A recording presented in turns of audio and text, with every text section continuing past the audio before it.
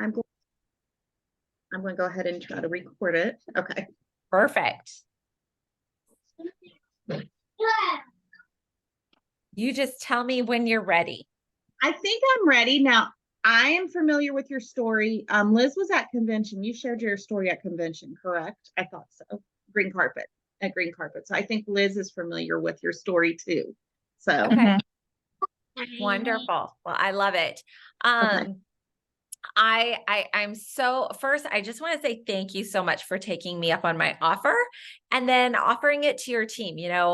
For those of you who don't know, like I seriously was like, hey, let me know if you want to do a one-on-one or a team call. And immediately, Jessica, you were like, I want this for my whole team. And then I got this huge list of questions. And so, which I love. And I want to dive right into it because, there's so much that is going on right now and so much that everybody is running for. And so I just want to pour into that. And I speak from a place of being in the field.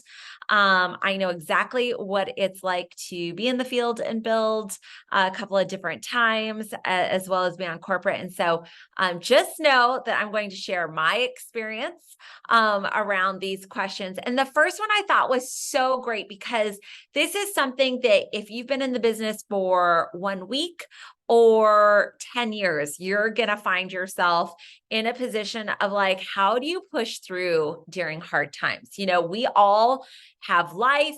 It gets in the way. It gets messy. How do we push through and kind of refocus on our goals and kind of get out of our own head? And here's the thing that I will tell you. Something that I found for me was that if I wavered at all on what my purpose was or what my goals were, I found that it was easy for life to get in the way. I found that it was easy to get in my own head and to talk myself out of it. But when I was completely focused and I knew that, you know what, this can't be a negotiable goal because if it's negotiable, it's not going to happen. When I finally made decisions of this is going to happen, that's when everything shifted. And that's when I found that I could put whatever life needed to be put on hold on hold. And here's what we do. Sometimes we put out some big, hairy, audacious goals, right? We put out these goals. And the next thing you know, we're saying yes to everything that's coming our way. Like, hey, we need you to make cupcakes for the classroom. And we need you to, volunteer at church. And we need you to join the PTA. And we start saying yes to all these things. And a part of me feels like it's almost to excuse ourselves out of achieving the goals that we really want, but they're kind of scary. And so I always leaned in during that time of really getting crystal clear of this is my goal. This is what it's going to take every day. It means that I'm going to do so many host and posts. It means that I'm going to reach out to so many people, and I would break it down. And then I started looking at what was negotiable outside of that life-wise. Do I need to be the one to volunteer for everything? Nope. Do I need to provide the perfect meal for my family every single night? Little Caesars did just fine some nights so that I could make my goals happen. And so I just want to encourage that, like really dive into the season that you're in, the cycle of business that you're in, and find out from yourself, like, if this goal is important, what am I willing to say no to so that I can make sure that I achieve it? And how do I stay focused on that is because you really understand what that goal is going to benefit you and your family. And so I hope that helps because I found that was always helpful for me.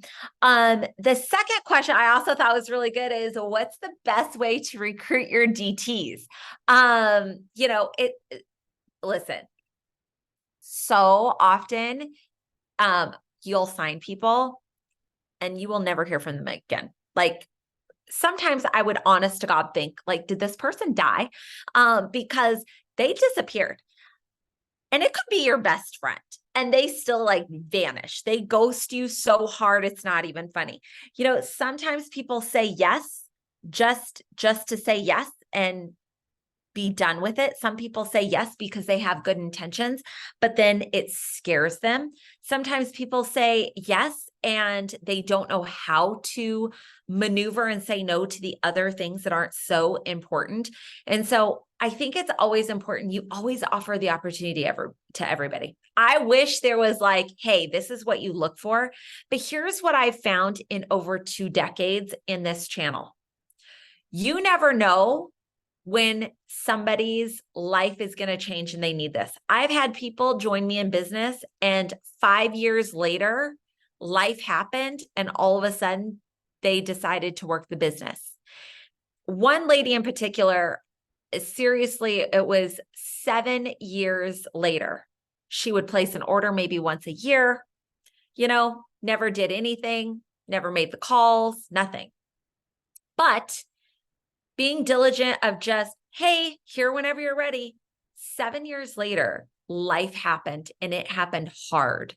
And she wound up turning her business in just a few short years into a multiple $1 million business. Because you never know. You just never know when somebody gets hungry enough. So I always say, offer the opportunity to everybody. If they say no to the opportunity, the backup then is always you're going to love the products and you're going to get great results. You can always come into the business when you're ready, but you just never know. So I'm one, like, love them where they're at. And if they're just dialing in 1 order a year, that's okay. They contribute something. Focus on what's growing. And then when they're ready, you be ready too. So that is I know that's not like a silver bullet. There really isn't any. Like, I've seen the people who have like the best potential, the biggest networks ever come in and do nothing. And then I've seen the people who have no social network, don't have anything, who come in and blow it up. Again, you just never know. The next question is, how do you present yourself on social media and how important is it to use all platforms, or should you be a master of one? Okay, this is a personal preference and I'm going to preference it like that because, again, there's no perfect silver bullet. I am big on the fact that you need to represent yourself on social how you actually are in person. Because here's what I know. People who know you well, who are following you on social, they know if you're being fake. They know if you're being completely different. Like, people know when they come to my house that are friends of mine what to expect, and they know my social media represents that. Like, you're not going to walk into my house and not see a Bible and a cross and some faith and scripture written down. You're going to, because that's what my social media represents. You're going to see my dog that is literally sleeping in my lap right now. And she is a house dog and she is on all the furniture. You're going to see that on my social media. Like, you're going to get what you see for sure. And so I'm big. And here's the other thing. I don't have 2 different accounts. Like, I look at it this way. Jesus made one Meredith Tieszen. That's it. So I don't have a social media Meredith Tieszen. It works. And then a Meredith Tieszen. It's just one. I can only keep up with one and I can barely keep up with her. So I am big on be authentic, be who you actually are, share your interest of what you're actually interested in. And then as far as being on all the platforms, I do think you have to diversify, but you have to at least find one that you are consistent and persistent on. You can't dabble for a little bit on Facebook and then dabble for a little bit on Instagram and dabble a little bit on TikTok. You do need one focus. The thing I love about IG that I started pouring into years ago was that it fed into my Facebook. And so I linked my accounts, right? I made it easy for me, but I became somebody who, where I post is on Instagram. And that's my go-to. And so I do believe you need to be on all, but I also believe that you need to master one and be consistent and persistent there. All right. The next question. pushing for ruby, pushing for emerald, diamond, all of the things. What advice do you give to really help people get their passion going or get their passion back? Oh, I love this question. I love this question because here's how I truly feel about it. Do you guys remember when you joined and you were like, and you hit enter, and there was probably like a split second where you're like, did I really just do that? What was I thinking? Oh my gosh. But then there was also like the second little part of it that was like, oh man, what if?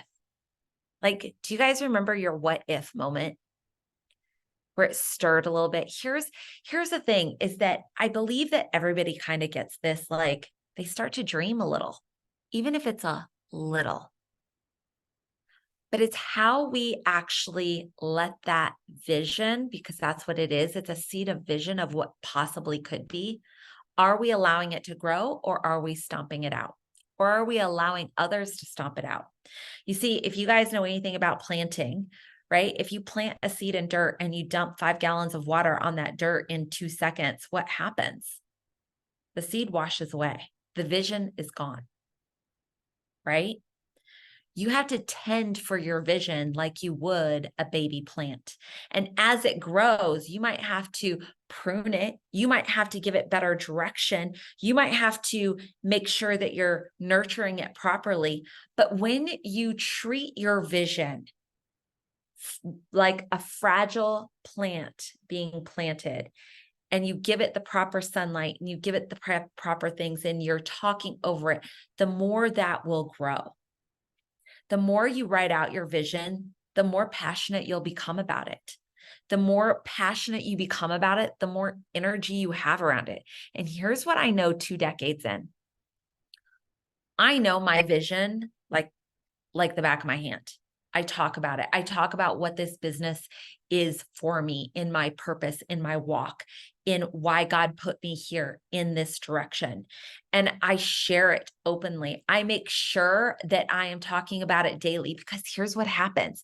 It drives my passion, right? The more I get to talk about helping people understand that this can be the vehicle to help you to that passion, so that it can reach people like me, people who didn't have a college education, who didn't go to high school, who grew up in a trailer, who had nothing but hand-me-downs, who was working a full-time job at 10 years old, washing dishes in a restaurant and scrubbing toilets and changing bedding in a hotel. Like, it shows other people that they can get out and become whatever. But the only way I get to do that is if I continue to pour into what my purpose is and I become passionate about it. And the more people that I talk to, the more energy that it gives. And so when you are struggling with, man, how do I get my passion back? My question actually is going to be, how are you tending to your vision? Are you writing it down? I talked to somebody the other day and they said, oh man, I had this vision placed on my heart to start this nonprofit. And I've been thinking about it and praying over it for over 5 years now, and blah, blah, blah, blah, blah. And I said, what's your nonprofit's name? And they said, well, we haven't named it. And I said, then you're not pouring into your vision. You're praying over it and you're wishing that it happens. But here's the thing. If you're looking for the miracle, it's on the other side of all the work that you avoid day in and day out. You see, the vision doesn't happen unless the work takes place. And the work doesn't take place just by praying it in. Like, God says, have a mustard seed of faith, but then you've got to work on growing your faith. Same with your vision. You get planted a mustard seed of vision, but then you've got to allow that vision to grow and be something that flourishes, or it just stomps out and dies. And so if you're struggling with it, I'm going to ask you, have you written it down? Have you talked to your family members about it? Have you been open about it? And then be careful about who you talk to about it, because sometimes in some family members, they're like the 5 gallons of water just waiting to dump and flood it out. Sometimes the best friends are like that. And you need to treat those as weeds in your garden. You got to pluck them, got to pull them out. Doesn't mean that you cut them out of your lives, but maybe you hold that piece of your life a little sacred, because you got to talk to the right people about it. People who want to see you grow. You'll never see somebody who started their own business, a true entrepreneurial person, ever squash somebody else saying, I'm going to go start a business. Doesn't happen. The people who do are the people with the 9 to 5, because they're not brave enough to go make it happen. And so be careful of who you're sharing that vision with, but make sure you're giving it light, giving it depth and roots to grab hold of.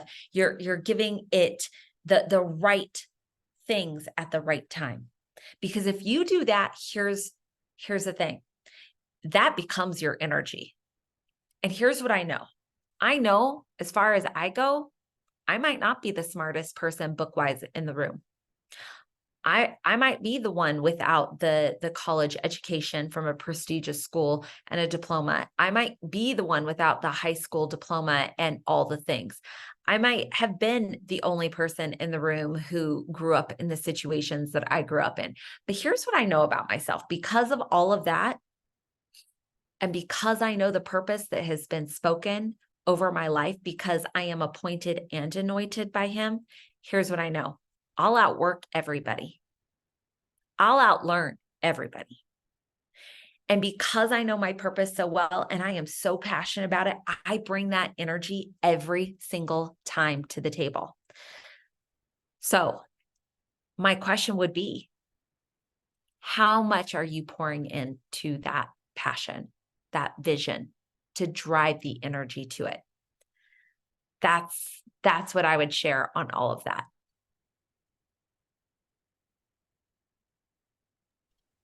I actually really enjoyed that. Like, I'm the type of person who has to write everything down. Like that's me. So even though I'm recording it, if I don't have it on pen and paper, I have to write it down.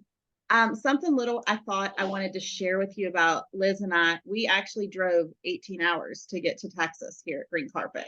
So we were very passionate, and we felt we did kind of lose our vision like back in August. And we were like, if we just get there and just get in that room. And so that's kind of where we are at. And we are just trying to do the best to get back to what we were, because I was at the point to where I was getting 30 and 40 enrollments a month. And yeah, so I just feel like I've lost my vision, and that's where I need to get back. I would say you probably haven't lost it. And understand, like, vision for your long term is different than goals, y'all. Those are Okay. two different things, right? Goals are tangible things that you can achieve. Like, my goal was to pay off debt because I wanted to break the generational curse that was on my family of every family member I knew going bankrupt. That was not going to be my life. That was a goal. But my vision, my purpose, what drives me is to make sure that other women, in specifically women, men too, but specifically women who say things about themselves like, well, I'm just a stay-at-home mom. Well, I never went to college. Well, I never insert whatever you want. Well, you know what? God doesn't call the qualified. He qualifies the called. And because of that, and because I am so firm in my belief in that, it's not about what I didn't do or the background that I came from. It's where I'm going. And I want other people to have that too. I don't want them looking back to their past and going, yeah, but I've made all of these mistakes. Who cares? Because it's not about the past, it's about our future. There's only one who reminds us of our past, because it's the only thing he knows. And only one knows our future and our calling. And I'm going to focus on that one, not the other one.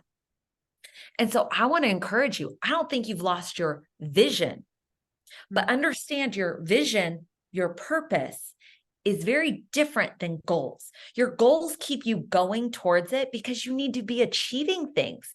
Those are those small carrots, right? That's why kids get at school, they have little mini graduations, and then they have, right, the big ones. But they have to have that because those are their goals. They have semesters to get through and complete that semester. Okay, you made it. You're going to the next one. They have those goals for them.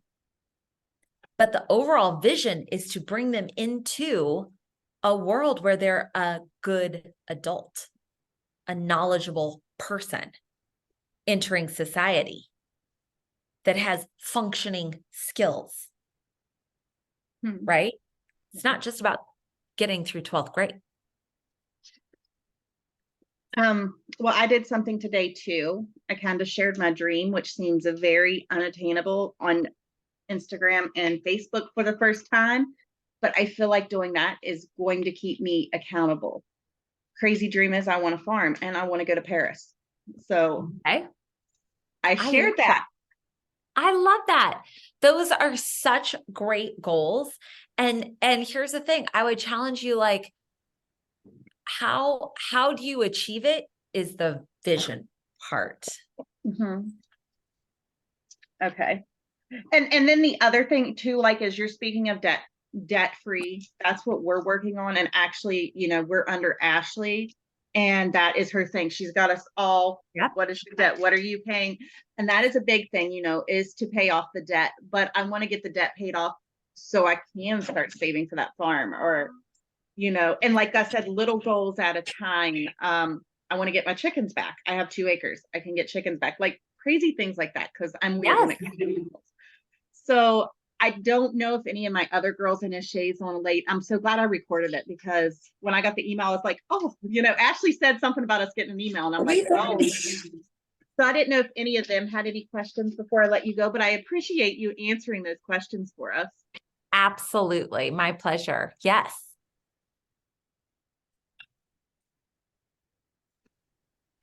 Yeah, thanks, Jess, for inviting me on here, and thank you, Meredith. That was fantastic. I love hearing other people's stuff, but I mean, I was at Green Carpet. I heard yours, and like Green Carpet was absolutely fantastic. I've been in the business since June, and I went Ruby my first 2 months, and then I lost everything in August and September. And I've already got 3 enrollments, more than what I had last month, so that's a plus for me. That's awesome. Congratulations. I mean, you already have 3 and it's the 13th. Amazing. So good.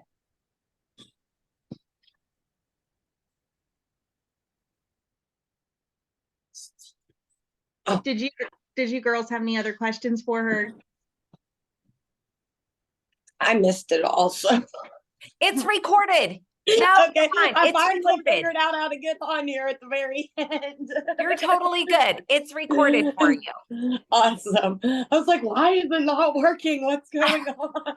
Don't you hate that? And you get all stressed out. You're like, yeah, no, you're fine. You're totally I ended up turning my phone off and back on, and then it worked that time. So I was like, okay, whatever. No worries. I love that you guys are part of Ashley's team, and I love her mission around helping people become debt free, because that truly is her purpose, right? Is helping people break that generational curse. And I think that is such a big thing. I mean, it was for me. Like, it was for me. I wear that proudly, because I was just so determined not to be that person. And let me tell you, it started at a young age, because it happened for my family at a young age. So I love that. Keep fighting for it, because, and here's the thing, it is a fight for it. But overall, you've always got to look at everything you say yes to. What are you saying no to? Every yes means a no to something. Don't let it be your vision and the vehicle that is driving you forward. And that's hard for women. That's hard for us. Something you did say that was very me. You were talking about, what do you say no to, or what do you do, or what do you got to pull away from? I realized that before I was even in this business, that I had to pull away from being the the treasury of PTO, being there with the kids all the time. I couldn't handle that. And it was really getting to me. And I know when I started this business, who I joined under my cousin, and my cousin's under Amanda. And for a month, she was after me. I'm like, I can't do this. I don't want to do this. And then I got into it, and I was like, well, I don't really know what I'm doing. I don't know what this for. And the friend was. And then I finally got the hang of it. And I went diamond in 4 months in the business. So I was I was really after I got it and I seen it, I was like, my husband said, this isn't going to work, honey. And I'm like, I'm going to prove you wrong. And he didn't see it because I was in a previous business that the startup cost was $10,000. And I was like, that I can't do that. And because of it works, it is now the one thing that is helping me pay off the debt from that company, which is crazy. I love that. Well, keep fighting. Keep And fighting that's- for Well, okay. And I thank you so much. I thank you for taking time for them and that you let me record this. Absolutely, my pleasure. Thank you so much for having me. And anytime you need something, you've got my info. Okay. All right. Thank you, Meredith. All right, you Bye. guys have a great day. You too. Bye-bye.